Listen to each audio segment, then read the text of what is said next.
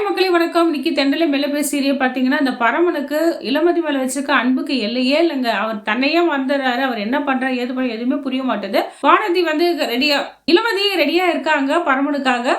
நம்ம நர்மதாவும் கிண்டல் பண்ணிட்டு இருக்காங்க. என்ன இளமதி யாரை எதிர்பார்த்துட்டு இருக்க? அண்ணனை தானே பிடிக்காது பிடிக்காது சொல்லிட்டு பத்தியா இப்ப அண்ணன் வருவார் தானே பார்த்துட்டு இருக்க அப்படின்றாங்க. சும்மா நர்மதா எப்ப பார்த்தாலும் எதனா ஒன்று சொல்லிக்கிட்டே இருக்க.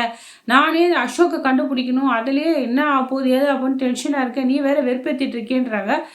என்ன நீ ரொம்ப தான் கோச்சிக்கிறேன்னு சொல்லிட்டு கலாய்ச்சிட்டு இருப்பாங்க. இது மாதிரி அண்ணிலாம் சொல்ற வேலை வச்சுக்காத நர்மதா, அப்புறம் பாரு உன்னை திட்டிடுவேன்றாங்க. பரவாயில்ல, நீ திட்டினாலும் எனக்கு அதை பத்தி கவலை இல்லை இளமதி அப்படின்னு நர்மதா பேசிட்டு இருக்காங்க. இந்த நேரத்தில் நம்ம பரமனும் பைக் எடுத்துட்டு வந்துடுறாரு. இளமதி என்ன பரமா பைக் எடுத்துட்டு வந்திருக்க, ஆட்டோ எங்கன்னு கேட்குறாங்க.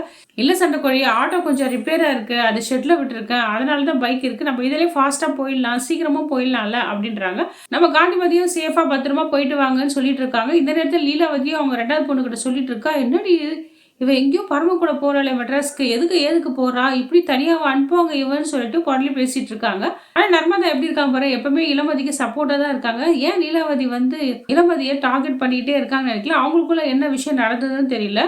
இவங்க சென்னைக்கு போயிட்டே இருக்காங்க. அந்த வழியில நம்ம இளமதி சொல்றாங்க, எனக்கு ஒரு வேண்டுதல் இருக்கு, சீக்கிரமா இந்த விஷயம் முடியணும், கமலாமாவுக்கு பார்வையும் வரணும், அசோக்கு கொண்ட கொலைகளையும் கண்டுபிடிக்கணும், தண்டனை வாங்கி கொடுக்கணும். அதனால இந்த கோயிலுக்குள்ள போற சொல்ல ஸ்டேஷன் போறதுக்கு முன்னாடி இந்த கோயில போய் சாமி கும்பிட்டு போகலாம் பரமா அப்படின்றாங்க. அதுக்கு முன்னாடி இளமதி எதுவுமே சாப்பிட்டு இருக்க மாட்டாங்க. கோயிலில் அங்கபிரச்சனை பண்ணிட்டு இருப்பாங்க. அந்த நேரத்தில் இளமதிக்கு மயக்கம் வந்துடுது.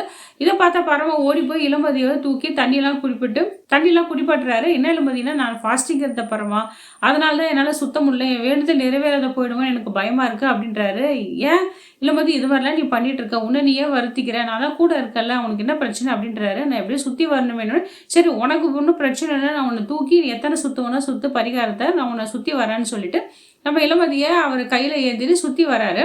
இதுவே எல்லாமே வந்து இளமதி மேலே இருக்கிற லவ்வால தான் அவர் பண்ணிட்டு இருக்காரு. ஆனால் இளமதிக்கு வந்து பரம மேலே ஒரு உண்மையான நண்பனை நினச்சிதான் அவங்களும் பழகிட்டு இருக்காங்க. சரி கடவுள்கிட்ட வேண்டிக்கிறாங்க, கடவுளை எப்படியோ அசோக கொண்ட கொலாவையை சீக்கிரமா நான் கண்டுபிடிச்சி தண்டனை வாங்கணும் ஒரு பக்கம் இளமதி வேண்டிக்கிறாங்க. ஒரு பக்கம் நம்ம பரவணும் என்ன பண்றான், கடவுளே எப்படி இளமதி எனக்கு சேர்த்து வச்சு கல்யாணம் பண்ணி வச்சிருப்பான்னு வேண்டிட்டு இருக்காங்க. கடைசியில வந்து இந்த கொலையாளியே பரம நினைச்சா இளமதி என்ன ஆக போறாங்க, எந்த நிலைமைக்கு ஆளாக போறாங்கன்னு தெரியல. ஒரு வழியா ஸ்டேஷனும் அடைஞ்சிடுறாங்க. ஸ்டேஷன்ல போய் இன்ஸ்பெக்டரை பாக்குறாங்க. நடந்த விஷயம்லாம் சொல்றாங்க. ஐயா சார், ஒரு வருஷத்துக்கு முன்னாடி ஒரு கொலை நடந்தது அசோக்குன்னு சொல்லிட்டு அந்த குற்றவாளி கண்டுபிடிச்சிங்களா, எதனா தடயம் கிடைச்சுதான்னு கேட்குறாங்க. அம்மா அது வந்து ஆளில்லாத கட்டடத்தில் வந்து அந்த கொலை நடந்திருக்கு. அங்கே ஒரு பொண்ணு கமலான்னு சொல்லிட்டு தான் அவங்க பார்த்துருக்காங்க சாட்சியா. அவங்க கூட உங்களோட கஸ்டடி தான் இருக்குன்னு கேள்விப்பட்டேன். அசோக் உடம்புல பட்ட தோட்டா மட்டும் இந்த ஃபாரஸ்டர் எல்லாம் எடுத்துன்னு போயிட்டாங்கம்மா. நீ ஒன்றும் கவலைப்படாத, எனக்கு எத்தனா ஒரு தடயம் கிடைச்சா க்ளூ கிடைச்சா போதும், கண்டிப்பாக நான் குற்றவாளியை கண்டுபிடிச்சிடுவோம்மா. அதுக்குள்ளே அந்த கமலாமாவுக்கு கண் பார்வை வரணும், சீக்கிரமா எனக்கு தகவல் சொல்லுமா, நாங்கள் ஹெல்ப் பண்றோமான்னு சொல்லிட்டு அனுப்பி வச்சிடறாங்க. நம்ம பரமன் என்ன பண்றோம், இளமதி வெயிட் பண்ணு, இன்ஸ்பெக்டர் தான் சொல்றாருல்ல, கொஞ்சம் தடை எதனா கிடைக்கட்டும் நம்ம பார்க்கலான்ட்டு. அதுக்குள்ள கமலாமாவுக்கு கண்ணு வந்துடும்ல, சீக்கிரம் கண்டுபிடிச்சிடலாம் குற்றவாளியை, நான் உனக்கு இருக்கேன், ஏன் இளமதி நீ அழுவுற டென்ஷன் ஆகிறன்னு சொல்லிட்டு இளமதிக்கு ஆறுதலா பேசிட்டு இருக்காரு.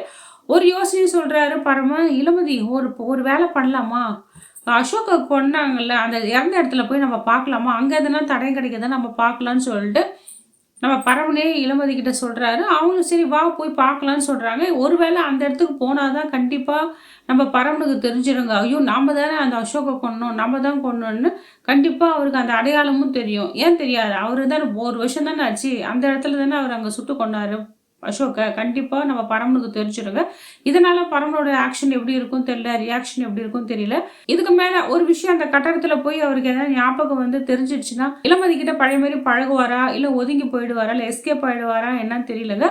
இளமதி மேல உண்மையா லவ்வா இருந்ததுன்னா பரம வந்து நான் தான் அசோகை கொண்டுன்னு சொல்லிட்டு இளமதி முன்னாடி நின்று தண்டனையை ஒத்துக்கணும். நம்ம பரமனும் இளமதிக்கு ஒரு நல்ல யோசனை சொல்றாரு. சரி இளமதி கவலைப்படாத, அழாத, நான் தான் இருக்கேன்ல. நம்ம இன்ஸ்பெக்டர் என்ன சொல்றாரு, கூடி சீக்கிரம் கமலாமாக்கும் கண்ணு வந்துடும், அதுக்கப்புறம் அந்த குற்றவாளியும் கண்டுபிடிச்சிடலாம், அடையாளம் காட்டுவாங்கன்னு சொல்லியிருக்காங்களே, அது வரைக்கும் வெயிட் பண்ணு, வேணா ஒன்று செய்யலாமா, இப்போ அசோக் இறந்து கண்டாங்கல்ல அந்த பில்டிங் அந்த அட்ரஸ் ஒன்று அங்கே போய் பார்க்கலாம், எனக்கு எதுனா அங்கே தடயம் கிடைக்கத்தான் பார்க்கலாம், அதை வச்சு நம்ம ஈஸியாக கண்டுபிடிச்சிடலான்னு சொல்லிட்டு நம்ம பரமனே சொல்றாரு. உடனே இளமதியும் வா பரமா அங்கே போகலான்றாங்க. பரமனுக்கு அந்த பில்டிங்கை பார்த்தாதாங்க அவனுக்கும் ஞாபகம் வரும். இந்த வீடியோ உங்களுக்கு பிடிச்சிருந்தா லைக் அண்ட் ஷேர் கமெண்ட் பண்ணுங்க. அடுத்த வர வீடியோவில் சந்திக்கிறேன். மக்களே, அனைவருக்கும் இனிய தை பொங்கல் நல்வாழ்த்துக்கள்.